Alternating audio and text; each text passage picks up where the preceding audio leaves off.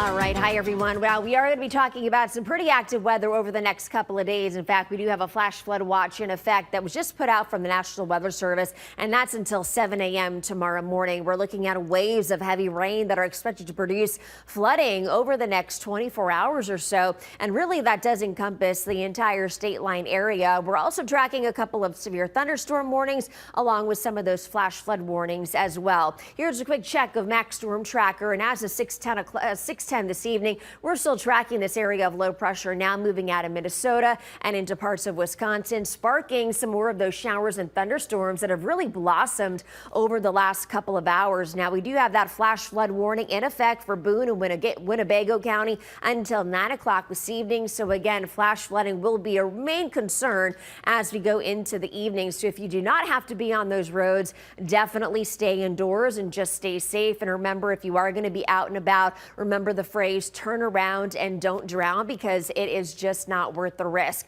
Also, heading down to the south in DeKalb County, we actually have a severe thunderstorm warning in effect until about 6:15 this evening. And again, that does include the cities of Earlville, and also Leland. Again, we are going to see some of those winds in excess of 58 miles per hour. And we could also seeing some of those hail in excess of quarter size. So again, be careful if you are going to be out and about. Your best bet is just to stay indoors and stay safe as soon as these storms pass a little bit later on this evening. For tonight, though, we do have more of those strong to severe storms in the forecast. Some of those will be putting out some very heavy rainfall, and as a result, that's why we do have that flood watch in effect until early tomorrow morning. And we're expecting more of that rain to continue overnight tonight and into early tomorrow morning, and then more showers and thunderstorms becoming severe during the afternoon and evening hours. And for Saturday, we do have another potent cold front that'll be moving through, creating more of those scattered showers and thunderstorms here across the region, also producing more of those heavy rains. Now, for tomorrow, we do have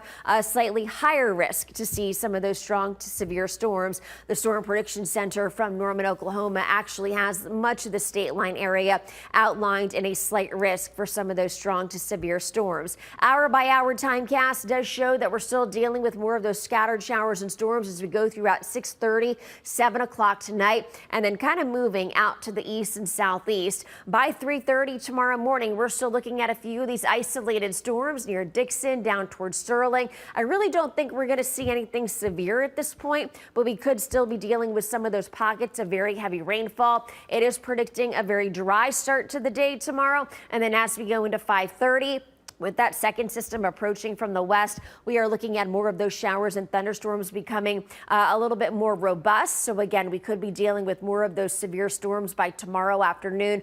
All modes of severe weather will be on the table, including large hail, damaging winds, and even a few isolated tornadoes. So again, today we're looking at temperatures topping out into those 80s. Tomorrow it will be a little bit hotter with that high of 90.